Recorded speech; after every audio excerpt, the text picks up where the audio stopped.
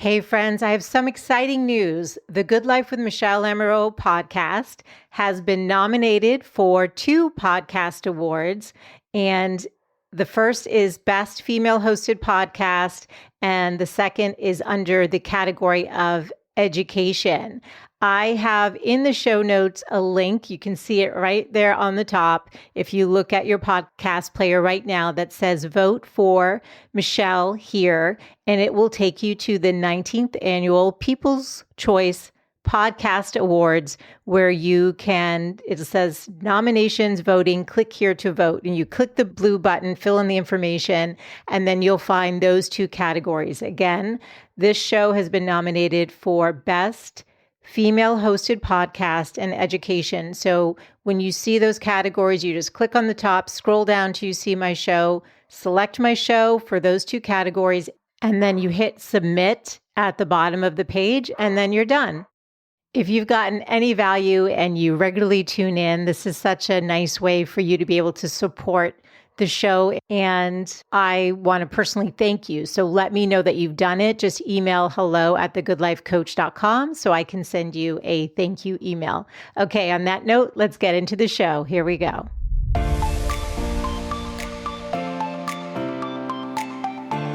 When we look at the people with those comorbidities, so for example, if you look at that first, tragic wave of COVID deaths in New York that's been very well studied, we see that more than 2/3 of those people had diabetes, hypertension, combination, had obesity, et cetera, had these comorbidities that we know make them sicker and make them more likely to have a poor outcome. And all of those illnesses are also associated with disruption in the microbiome. They're all associated with a disrupted gut microbiome. So if you are basically a healthy person and you don't have these chronic diseases, you don't have an autoimmune disease, you eat a reasonably healthy diet, you eat some vegetables every day, or more importantly, you eat a variety of different plants. We know from the American Gut Project study in 2018, that magic number of 30 or more different plant foods, fruits, vegetables, nuts, seeds, herbs, spices, whole grains. So if you're doing that and you're eating a nice, diverse diet with a lot of plants, you're getting some exercise, you're managing your stress, you're spending time outdoors, those basic things, you're going to be fine. The overwhelming likelihood is you're going to be fine. Occasionally, do the odds just not make sense? Very occasionally. But poor outcomes, whether we're talking about COVID-19, stroke, cancer, heart attack, poor outcomes are almost always forecastable and they're reducible. They're not always preventable, right? But they are forecastable and they're reducible.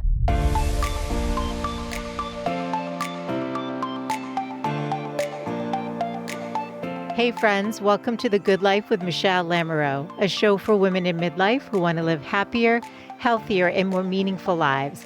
I'm your host, Michele Lamoureux, a self-love coach and the author of Design a Life You Love, and together we're going to be doing just that.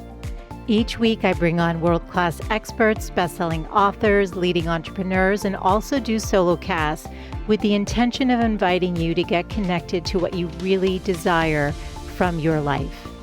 This show is produced with love every week. There's inspiration and actionable tips in every episode because I want to see women playing a starring role in their lives instead of living on the sidelines. Be sure to join the Good Life community newsletter over at thegoodlifecoach.com for more inspiration and tips to live your best midlife. And make sure you're following the show on your favorite podcast player. I'm so glad that you're here. Hey friends, it's Michele Lamoureux and welcome back to the Good Life podcast. We have a great show for you today. We are talking about health and specifically our gut health with Dr. Chutkan, who's a board-certified gastroenterologist and the best-selling author of Gut Bliss, The Microbiome Solution, The Bloat Cure, and her latest book, The Antiviral Gut, which she is on the show today to discuss with us. And this book is so fascinating. I learned so much and had so many aha moments reading it. And you're going to understand why it's so important to take care of your gut health. And she's going to give us very specific ways to do so. Dr. Chutkan was educated at Yale and Columbia. She's a faculty member at Georgetown Hospital and the founder of the Digestive Center for Wellness in Washington, D.C. A former governing board member and training committee chair of the American Society for Gastrointestinal Endoscopy, she's authored dozens of scientific articles and lectured globally on autoimmune diseases and the role of the microbiome in health and disease. Dr. Chutkan has her own PBS special entitled Gut Bliss and has been a frequent medical expert on the Dr. Oz Show, The Today Show, CBS This Morning, and other media outlets. She's an avid runner, squash player, and yogi who is passionate about introducing more dirt, sweat, and vegetables into her patients' lives. And she's going to be talking more about that today. You can find all of the show notes for today at thegoodlifecoach.com. So on that note, so honored and excited to have Dr. Chutkan here, and let's get into the show. Here we go.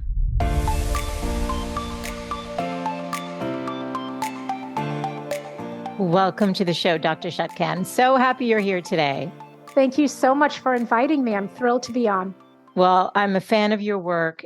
Your first book, The Microbiome Solution, first book for me to read, not your only first book that you wrote in 2015. I was telling you before we started to record, really changed my life and my understanding of gut health and how much control we have over our health. But I feel like you're a pioneer in this space and not that many people were talking about it. And you are a gastroenterologist. And I find that, I don't know, I feel like we think of like, oh, we're going to go get our colonoscopy. Nobody's talking to us about what we eat.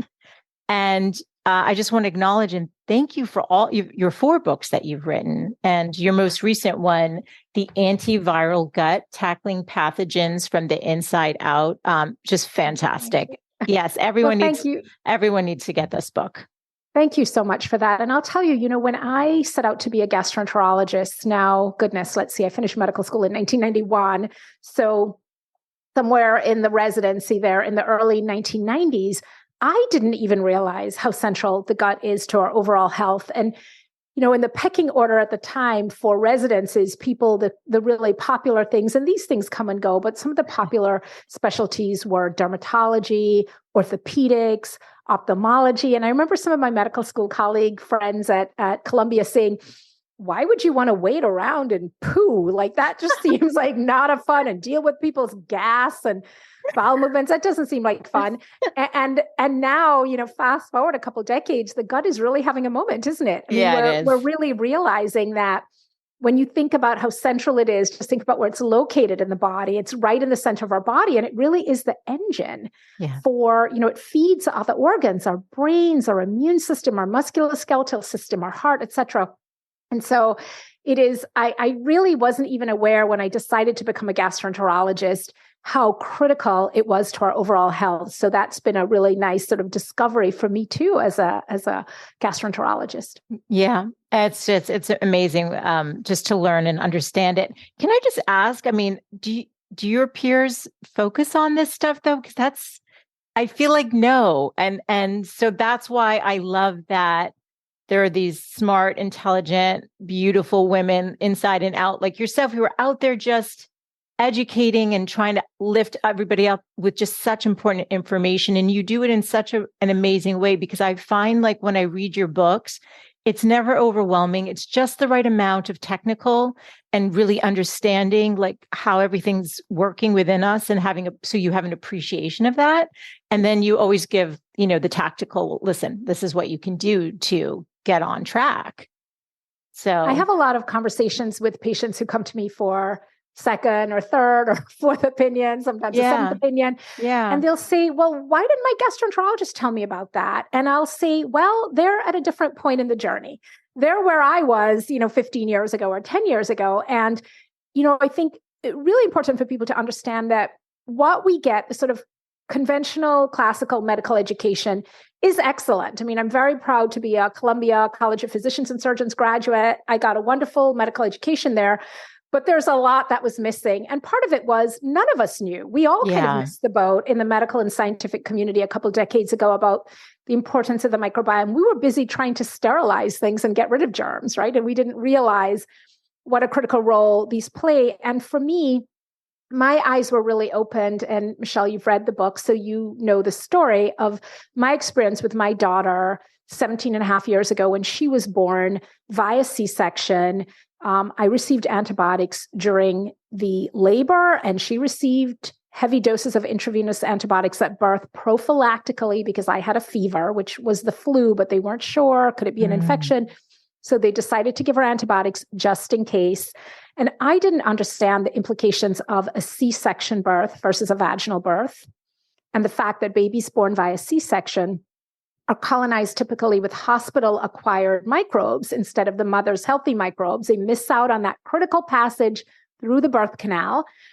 I didn't understand the importance of nursing, of breastfeeding, and how one of the most important ingredients in breast milk is something called human milk oligosaccharides that's indigestible by the baby because it's there to feed the baby's microbes. And the importance of breast milk for nurturing that burgeoning microbiome, all those little microbial foot soldiers in the baby's gut that are in training.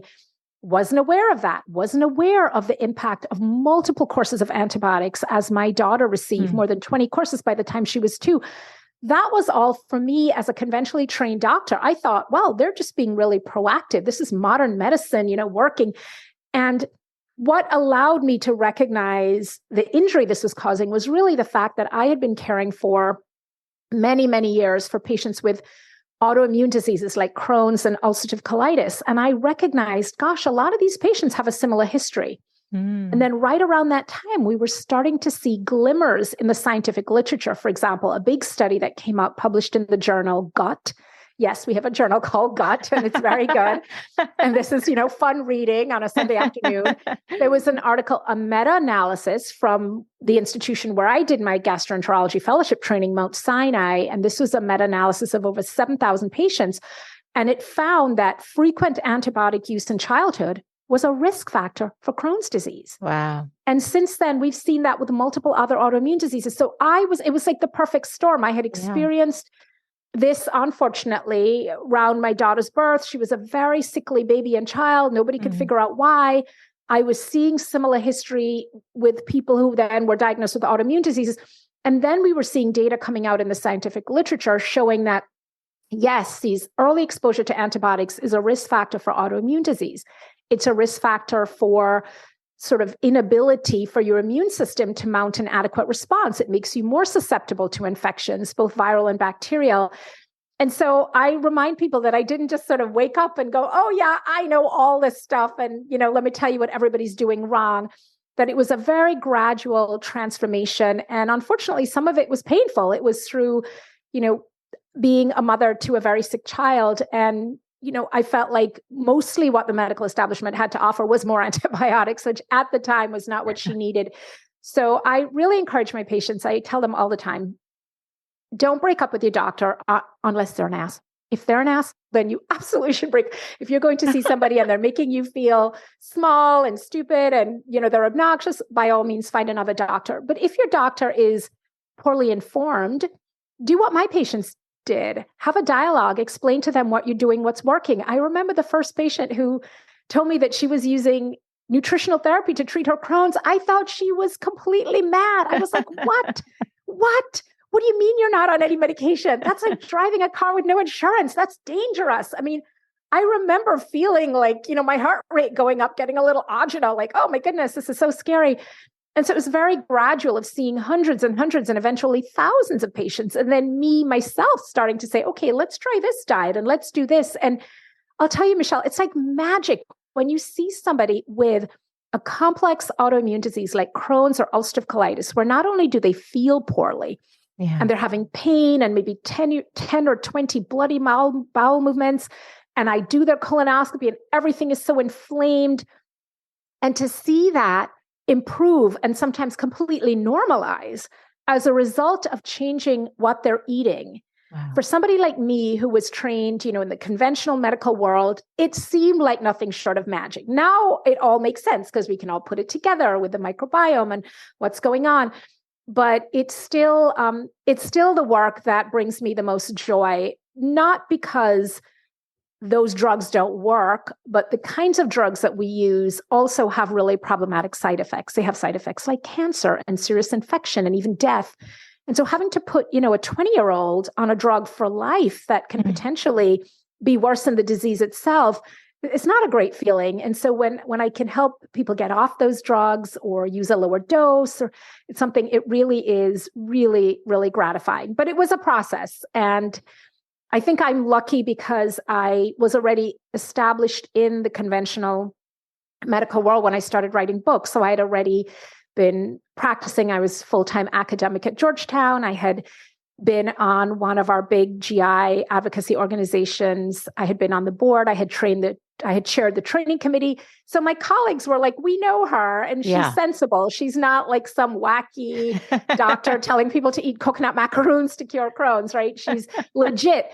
And so I think they were more accepting of it. And to this day, I will still say that my biggest referral source is actually other gastroenterologists who will scope somebody and then say, oh, you want to talk about that? Oh, well, go see my colleague Chutkan. She'll talk to you about that. Like, I've scoped you above and from below, and I've given you this prescription. This is not working. You want to discuss diet and lifestyle? Yeah, go see her. So I appreciate that. And I feel really lucky to be able to have a foot in both worlds, to really accept and understand and embrace food as medicine and the importance of diet and lifestyle, stress, sleep, all these things, but to also have, the whole toolbox of big gun medications for when we need them and to be able to judiciously apply them as people need them. Absolutely. Absolutely. And I do love that you have the both too. And I think that's why your work resonates, because there is a trust in your knowledge and in your experience. And then you, like I said, break it down just so easily for the rest of us to just figure out, well, wait, what can we take on ourselves? Because I do believe that we have to be the master of our own health, because, all these doctors are really busy. And so they get their 15 minutes with you. And, you hope that you're, getting what you need, but ultimately you need to be a little bit more curious, in my opinion, and do what you can, take control of what you can. And I'm going to read from your book, The Antiviral Gut. Just, this is a little bit of a paraphrase from some of the stuff that you wrote, but you said, and this was a question I was just asking, a friend and I were just talking about, but you start the book by asking, why do some people get really ill or die from a virus like COVID-19, or end up with long haul symptoms, and others get a mild case or don't get sick at all? Then you write, those outcomes might seem random, but I assure you they rarely are. Being on the winning team when battling viruses isn't because of luck or coincidence or variations in viral virulence. It's due to differences in us, the hosts, and our defenses. Put another way, it's less about the potency of the pathogen and more about the health of the host. Is this why you wrote the book? Is this 100%? That's it. That is encapsulates the whole thing. So tell us. Yeah. So I will tell you that in the early days, I mean, it seems like such a long time ago in some ways, right? To think about the early days of the pandemic. And I don't know about you, but the last 2.5 years are a blur. Like, I cannot remember. I was trying to remember an event from the spring, and I was so sure it was spring 2022. And I went back and looked at a photo. I was like, oh no, it was 2021. So it's definitely a blur. Completely. And it feels great to be emerging into something more stable. But in those early days, when we were all glued to the television, I would look at the reports, and so much of news, whether you're watching Fox, MSNBC, CNN, whatever it is you're watching, let's be clear that a big goal is to get eyeballs. And how do we get eyeballs? With these sensational headlines and scare the heck out of everyone. We scare people. Exactly. We scare people. It works every time. And I kept saying to my friends and family, this is scary, but you don't need to be scared. Here's why. You are healthy. We are healthy hosts. We are likely going to get COVID, as we all did. Yeah. And we're likely going to be just fine. Now, that being said, sometimes does, some terrible thing fall out of the sky and flatten us? It sometimes does, but not just for predicting viral outcomes, in everything else. If you think about heart attacks, strokes, cancer, somebody who is healthier, somebody who is younger, stronger, fitter, on fewer medications, doesn't have any chronic medical problems, they're going to have a better outcome from cancer, from an infection, from stroke, from a heart attack, from whatever it is. So this idea that host health matters, and it matters greatly, isn't new. We see that in Yes. every aspect of life. And it's why we can be more aggressive when we have somebody coming into the emergency room. I had this debate over brunch yesterday with some friends, and my husband was saying, well, we treat heart attacks the same in a 40-year-old as in an 85-year-old. And I was like, no, we don't. No, we don't. We have a very different threshold for somebody who's younger, particularly if they're healthier, for what we can do, because they can survive the intervention. We can give them more aggressive chemotherapy for their cancer because they're more likely to survive that. In an older, frailer person, we can't use the same drugs because we're likely to kill them. And so this idea, but host health isn't just age. And what we found with this pandemic, one of the most profound medical revelations was a study from UMass, University of Massachusetts, that showed that the composition of the gut microbiome was the most important predictor of viral outcome. More important than age, gender, comorbidities, even some of the laboratory markers like C-reactive protein or sedimentation rate, et cetera, that it predicted outcome. And by outcome, I mean death, ventilation, respiratory failure, with 92% accuracy. Wow, that's unbelievable. By looking at what's going on in the microbiome, and specifically looking at levels of a bacteria called Faecalibacterium prosnitzii, prosnitzii for short. I'm not writing that. I was going to write that down. I'm like, no, I'm not writing this. Well, it's a in your book. bacteria. It's in the book. It's a bacteria, that and others, that is strongly correlated with eating a lot of dietary fiber. And conversely, a bacteria called Enterococcus faecalis was associated with worse outcomes. And that's a more virulent bacteria that we know it's associated with post-op infections, et cetera. It can penetrate the gut lining, get into the bloodstream, cause problems. So, immediately people think, oh, where can I get some F. prosnitzii? Let me go buy some. It doesn't work that way. You can't just go borrow some from your vegan friend. You have to cultivate a microbiome that's high in F. prosnitzii. You have to eat the kinds of foods on a regular basis that F. prosnitzii want to eat, which is foods that are high fiber foods. But the great news is you don't have to be fully vegan. You can still eat some animal protein. You can still occasionally eat a bag of Cheetos or something that's terrible for you. But you have to make sure you're getting in that plant fiber. And so to me, it is such a message of optimism to be able to say to people that we can actually be healthier hosts. We can dramatically increase our susceptibility. It doesn't mean we're never going to get sick, but we can dramatically increase the likelihood that we are leaving the hospital vertical rather than horizontal by being healthier hosts, by paying attention to these things. Wow. And how did they test it? A fecal sample? Fecal sample. Yeah. Fecal sample. And it's not even something that you really need to test, because here's the thing. When we look at the people with those comorbidities, so for example, if you look at that first, tragic wave of COVID deaths in New York that's been very well studied, we see that more than 2/3 of those people had diabetes, hypertension, combination, had obesity, et cetera, had these comorbidities that we know make them sicker and make them more likely to have a poor outcome. And all of those illnesses are also associated with disruption in the microbiome. They're all associated with a disrupted gut microbiome. So if you are basically a healthy person and you don't have these chronic diseases, you don't have an autoimmune disease, you eat a reasonably healthy diet, you eat some vegetables every day, or more importantly, you eat a variety of different plants. We know from the American Gut Project study in 2018, that magic number of 30 or more different plant foods, fruits, vegetables, nuts, seeds, herbs, spices, whole grains. So if you're doing that and you're eating a nice, diverse diet with a lot of plants, you're getting some exercise, you're managing your stress, you're spending time outdoors, those basic things, you're going to be fine. The overwhelming likelihood is you're going to be fine. Occasionally, do the odds just not make sense? Very occasionally. But poor outcomes, whether we're talking about COVID-19, stroke, cancer, heart attack, poor outcomes are almost always forecastable and they're reducible. They're not always preventable, right? But they are forecastable and they're reducible. And we know the same thing for heart disease.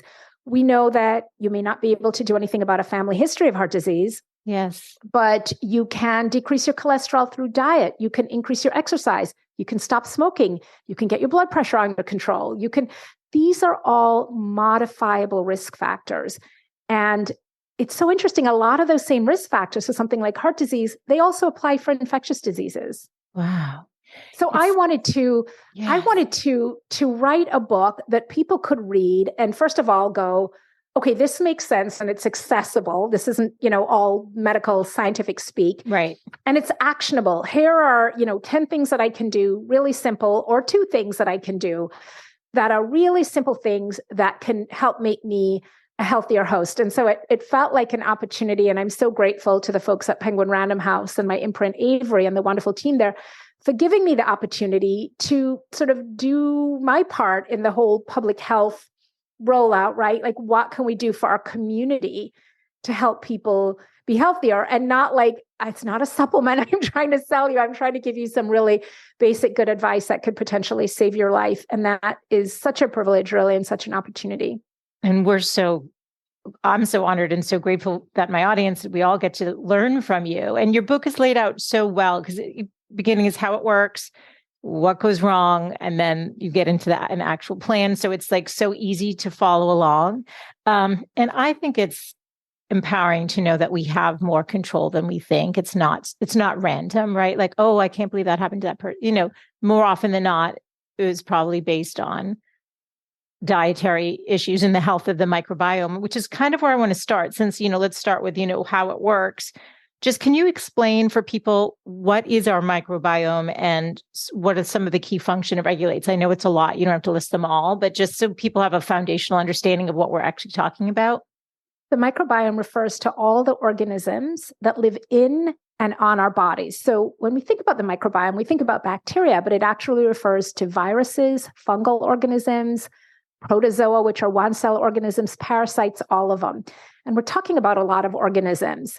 Somewhere, the number varies, 100 trillion, 200 trillion, but more than 1 billion microbes in one drop of fluid in your colon alone.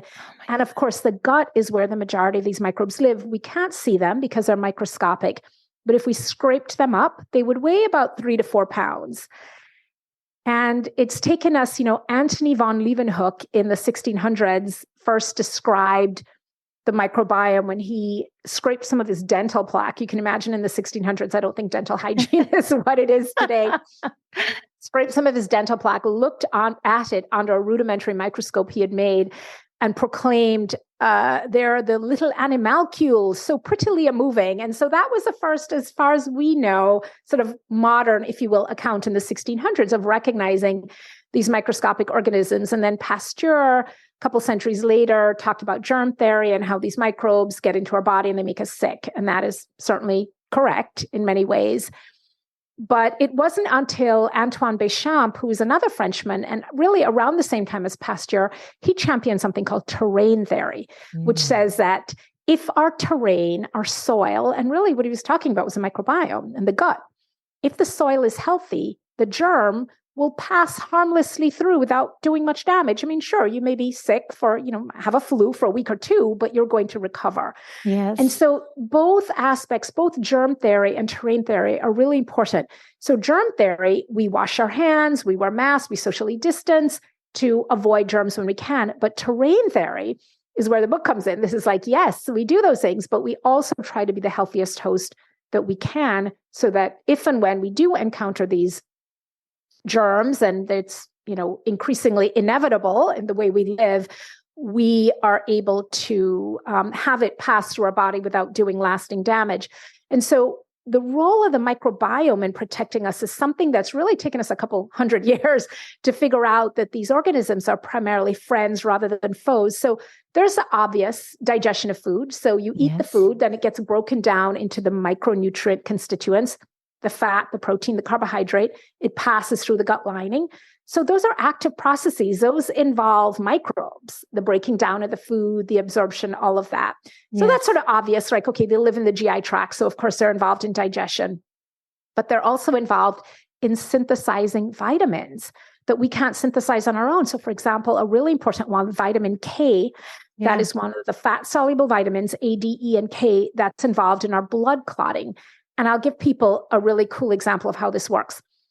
If you go to the hospital for an infection, let's say you go to the hospital and you have pneumonia, and they put you on an antibiotic. They would put you on a broad spectrum antibiotic that's designed to kill a wide range of bacteria because they're not sure exactly what bacteria it is. And after about 4 or 5 days in the hospital, the phlebotomist, the person who draws the blood, will typically tell the doctor or the nurse, this person needs some vitamin K, because when I'm drawing their blood, it's not clotting. They're bleeding and bleeding and bleeding. Why is that? It's because the antibiotic they've received in the hospital has killed off so much of the gut bacteria that now they can't make vitamin K, because vitamin K requires bacteria. It's co-synthesized by your body and the bacteria in it. And so that's a classic example of what we see in the hospital as a result of antibiotics. So they're responsible for synthesizing and co-synthesizing a lot of these vitamins as well as hormones. If we think about something called the estrobolome, something I never heard of the estrobolome in medical school, but it's all the bacteria that are involved in estrogen production and in recycling estrogen through the gut. So they're hormones. Estrogen is one example. Serotonin, the feel-good hormone that we know is involved in mood. 80% of the serotonin is synthesized in the gut. So if you're taking antibiotics every time you have a cold and you're taking acid blockers and all these drugs, and you're really disrupting what's going on in the gut, chances are you're disrupting serotonin production. That's affecting your mood. Wow. Additionally, serotonin is a precursor hormone for melatonin, the sleep hormone. So now you're messing with your sleep.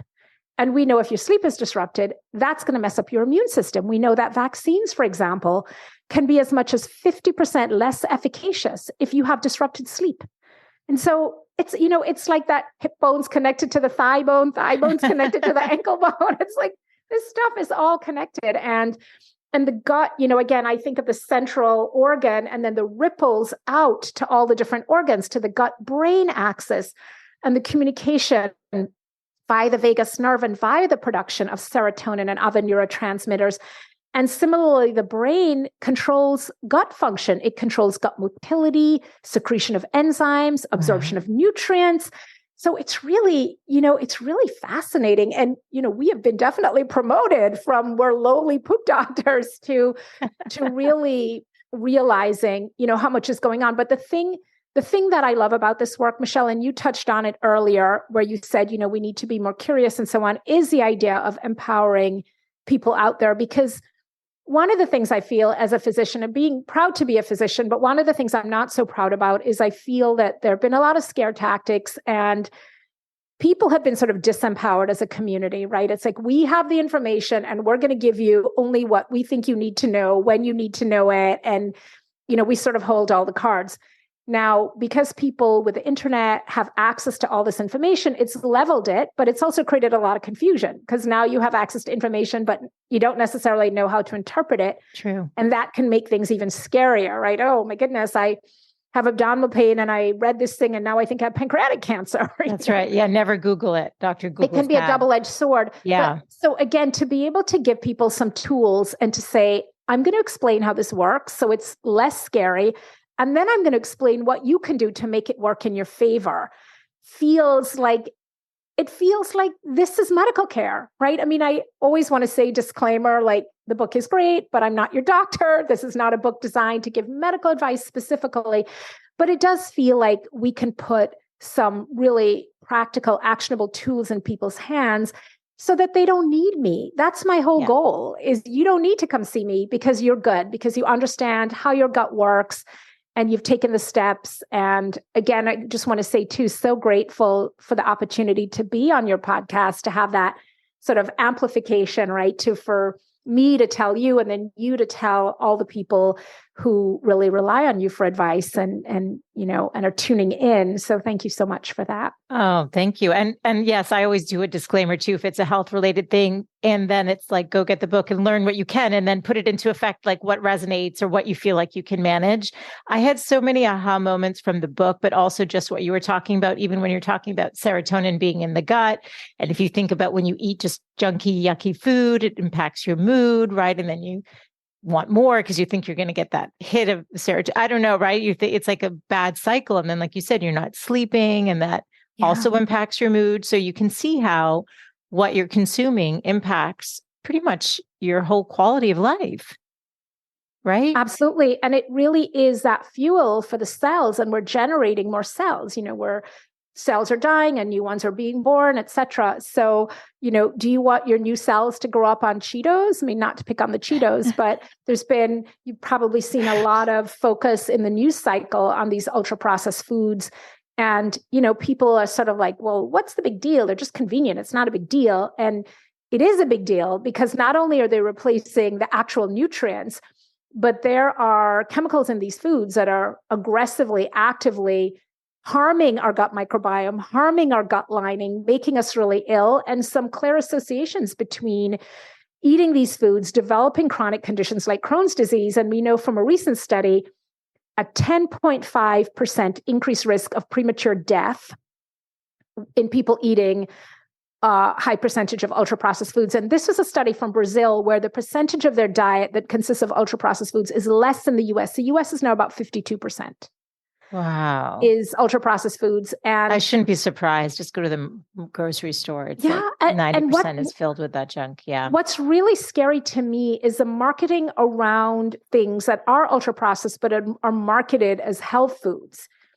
So once you start reading that list of ingredients and you start to see some soy lecithin and guar gum and things like, okay, that doesn't sound like a food. It really completely changes the nature. And so many of these products, edible food-like products, as I like to call them, are made from bioengineered food ingredients. And I like to remind people, we can make car tires from corn. Car tires are not food, right? Right. So these things that are made from food-derived ingredients are really different from food in some really profound ways. And when I look at the rising rates of autoimmune diseases, of dementia, of all these chronic illnesses, you can't help but think it's related. I mean, it's related to lots of things and climate change, et cetera, but a lot of it is related to the fact that what we're ingesting is not really food. Yes, which is a huge problem. And I think, like you said, okay, you have an occasional bag, like don't feel bad about it. But I got certified as a holistic health coach when my daughter was probably about 4. So back in 2014, and I started as you become a mom, you start paying attention to more of should she be having that Starbucks scone? That's a lot of sugar. And that's not how I was raised. My mom always had we always had a salad every day. And my parents still to this day, every day, they have a huge salad for lunch. I think that's actually why they did okay. They did well with COVID, and they just recently had it. And I think it's because they eat so many fruits and vegetables every day. Based on what you said, I sort of had that aha moment. But when I'm reading in your book about dysbiosis, which I'd like you to explain what it is, I can't help but think we all have it. I mean, because we do, right? Because some of the root causes you said behind autoimmune, bloating, celiac, chronic fatigue, depression, food allergies and sensitivities, which I developed when my back brace came off. And I had another aha moment with that because I was like, oh, stress. That's chronic stress to my body. I could literally not breathe because I was like, I know there's a correlation to the food sensitivities and the brace, but I don't know how. I do now from reading your book. The brace came off and the food. And it was. It is. I mean, when people think, well, they don't really understand, stress is in my head, it's not in my body. I like to use this example. I'm very afraid of snakes. Okay. And a few things in the world, even thinking about a snake now can give me a little. And if a snake all of a sudden, came through the door and was slithering around in front of me, a few things would happen really quickly. My blood pressure would go up. My heart rate would go up. I'd start breathing really fast. I'd start sweating. The hair on my body would stand on end. All of this because of the sight of a snake, which has caused a fight or flight reaction. Yes. Now that fight or flight reaction might be appropriate with a snake in front of me because I need to get out of Dodge and avoid the snake actually doing something to me. Yes. But the problem is we are experiencing that kind of fight or flight reaction all the time. Oh, I didn't get this paper done. Oh, my kids are applying to college. I'm late to do this. I'm, dealing with older parents and younger kids, multiple moments throughout the day that are supposed to be reserved for, escaping the saber-toothed tiger. Yes. I used to say running away from T-Rex, and my 17-year-old is like, Mommy, we weren't around when T-Rex was around. So I stand corrected with my evolutionary analogies there. So saber-toothed tiger, I think, is fair to say. So we're having those moments all the time. And some of them we're even creating in our mind with the stress that we're putting on our kids and ourselves about what we need to do and accomplish and how we need to be. And how we look and all these things. We are literally making ourselves sick. And that stress actually can increase the permeability of your gut lining, and it can affect the gut microbes. So there's a very well-known experiment that was done in college students, and they found that stress, exam-related stress, they saw, Michele, an increase in pathogenic bad bacteria could increase 1,000-fold in an hour. Gosh. 1,000-fold. Oh my when these kids were under stress. And so we think about, our kids, think about college kids during exam time. They all get mono, they get strep, they get COVID, they get sick. Why? They're not sleeping. They're eating, crappy food around exam time, and they're stressed. Yes. And so it's a perfect storm. We know that from this British Medical Journal article that sleep deprivation, 6 or few hours of sleep or interrupted sleep per night, can lead to a whopping 88% increase in likelihood of coming down with COVID. So it's not just exposure. Exposure is somewhat inevitable, as we've seen. I mean, if the president and Dr. Fauci can get this stuff, exposure is inevitable. But being really sick is not, and you can be exposed and not become infected. You can be exposed and become infected, but asymptomatic, infected, but mildly asymptomatic, mildly symptomatic, infected, sick, very sick, all the way through. That's a continuum. And that continuum, again, is not random.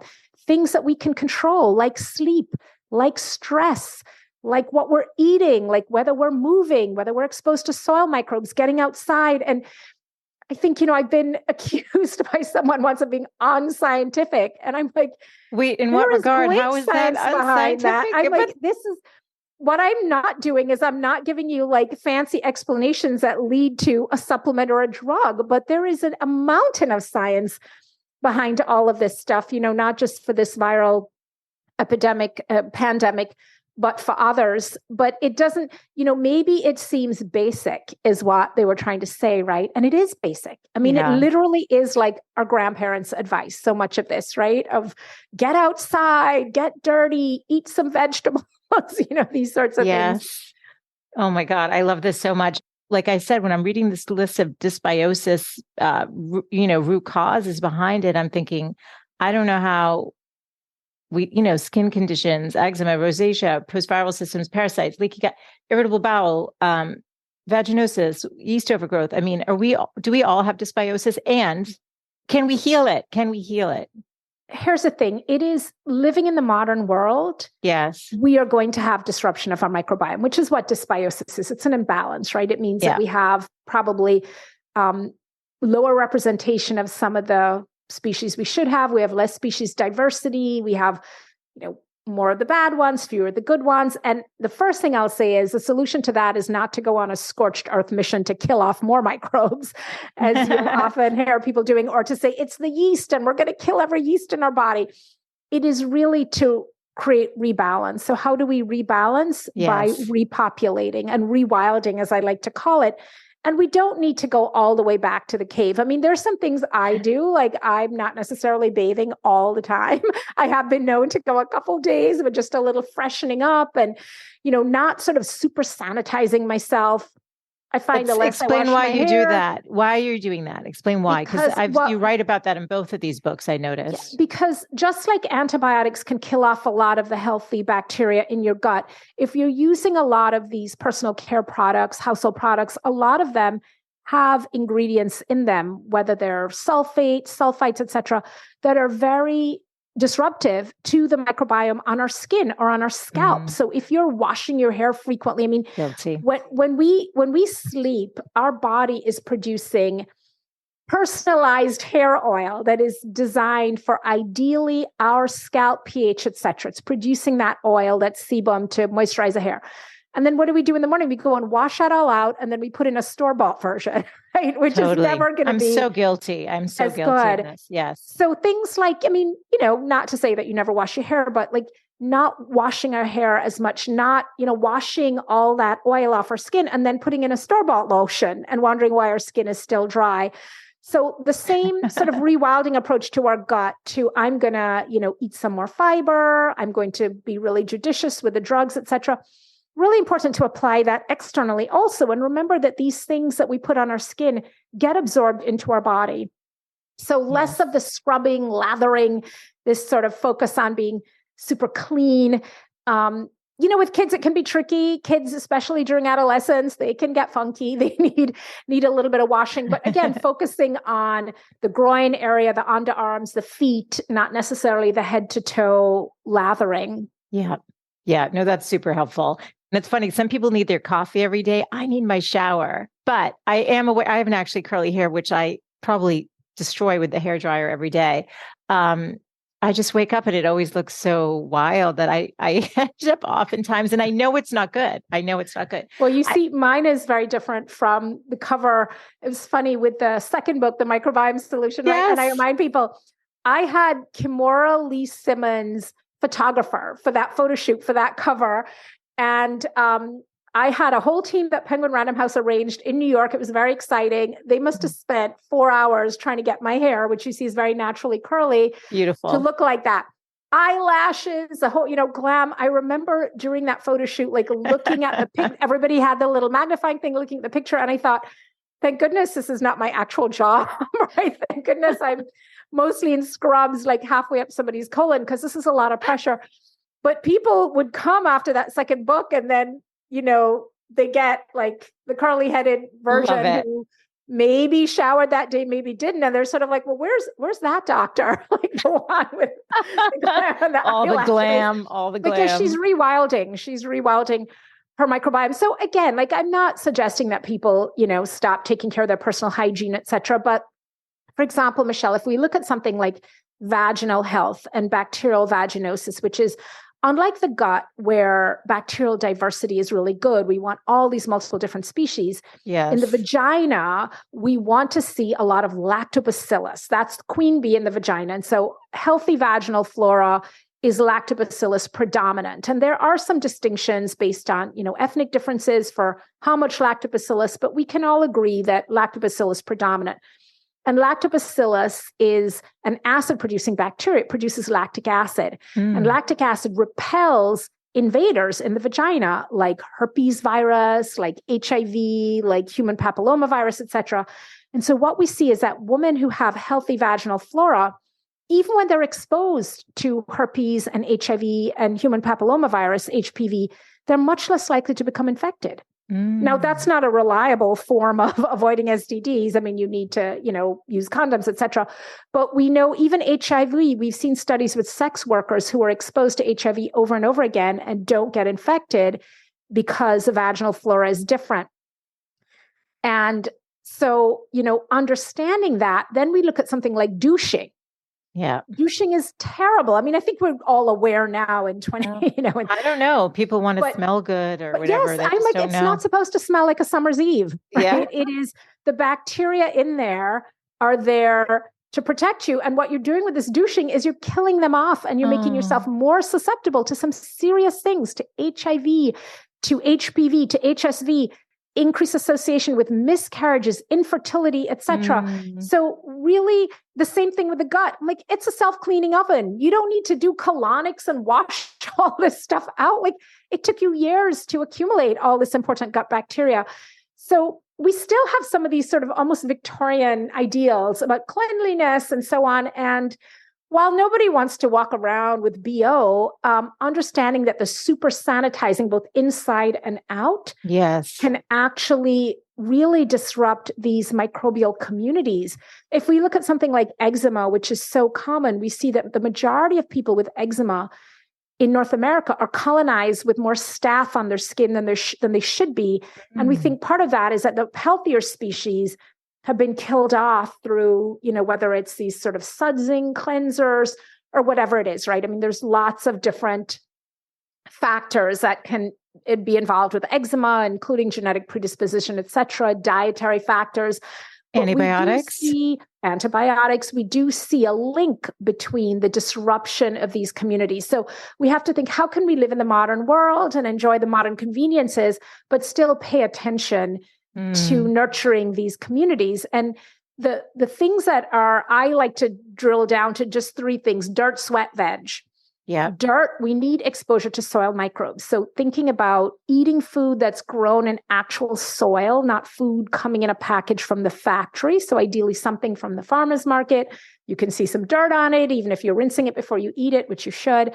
So dirt, we know exposure to soil microbes is also really good for us, not just mentally, but microbially. We see that it's helpful for the microbiome. Beach too, walking on the beach? Absolutely. Okay. We know there's something called the outdoor air factor. Mm-hmm. We saw that soldiers recuperating outside during the Spanish flu epidemic 100 years ago had much lower death rates than the ones who were recuperating inside the hospital. In one study, a difference of 40% for those inside and 13% for those outside. Amazing. In terms of risk of dying. And that has to do with something called the outdoor air factor, which is described as the germicidal constituent in open air that, kills harmful bacteria and viruses. And we're not sure exactly what it is, but we know that being outside doesn't just reduce transmission, it also improves healing. Well, I got COVID in the middle of the winter, right like a day before this huge snowstorm. But I was bundled up at night when everybody was in double mask, bundled up, walking around because I was like, outside. I gotta get fresh air outside. Really important. In addition to, expanding the lungs and everything, the fresh air is really important. So if you had the flu, you would do that too? Absolutely. The worst thing is to just lie in bed indoors because you're lying in bed on your back. You're not inflating your lungs. You're getting alveoli, the little lung sacs collapsing. You can't ventilate properly on your back and you're inside. So you have to base it also based on your level of physical activity. I'm a slow distance runner, but I'm used to doing a lot of exercise. You do triathlons, right? Did I hear that in a podcast? So slow triathlon and marathoner. I just posted something that this woman, Letsenbebe, I'm sure I've said her last name wrong. Her debut marathon time is my half marathon time. And I was like, this is amazing. I'm like, she ran 26.2 miles in the time it takes me to run 13.1 miles. But that's okay. We're both out there. But it's the fastest marathon debut time ever for a woman. And she's amazing for people who are interested in endurance, athleticism, or really just anybody, such an accomplishment. So you don't have to be out there running a 2:17 marathon, right? But just the fresh air movement, the fresh air. And so that's sort of the dirt and the sweat together. And then veg, you don't have to be a vegan, but we know that plant fiber, we know from that American Gut Study Project data, we talked about 30 or more different plant foods per week. We know you need to eat these fibrous plant foods that the microbes, like the F-Prosnitziae we talked about, they ferment those foods and create short-chain fatty acids.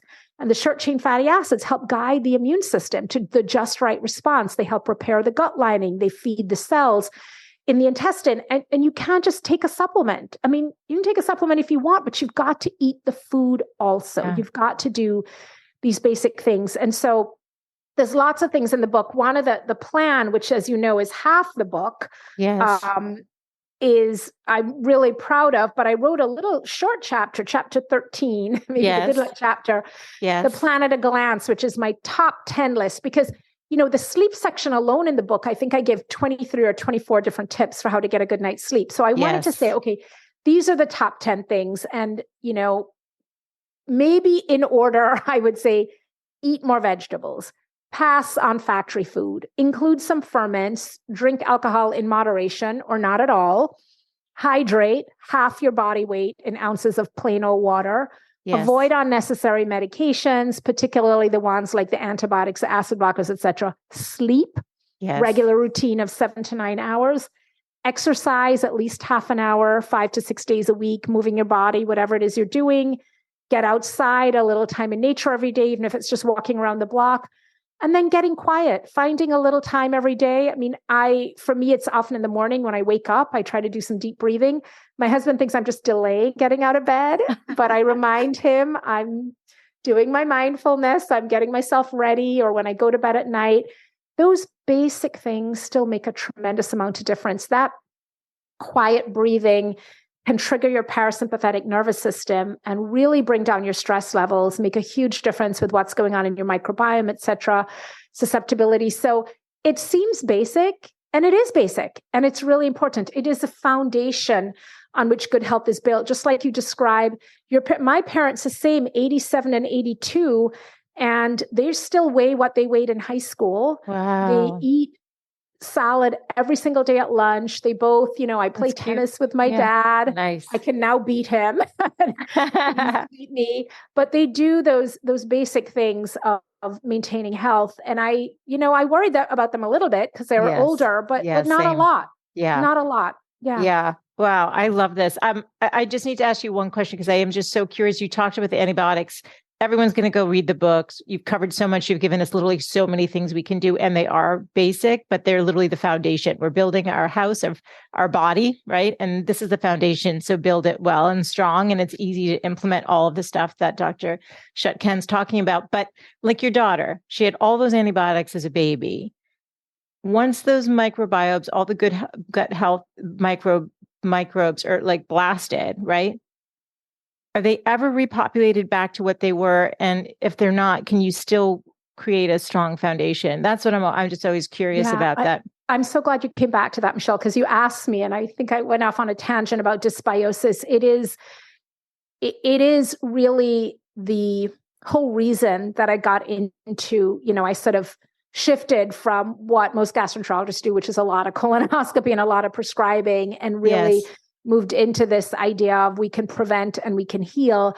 And I saw it with my own daughter, who was such a sick child, how moving away from the unnecessary antibiotics and moving towards, when they're little, it's really easy to give them lentil dal burgers and green smoothies. When they're teenagers, it's a little harder, right? And we have to reconcile ourselves to the fact that they're young, they're going to want to eat these other foods, but focus on what they're missing.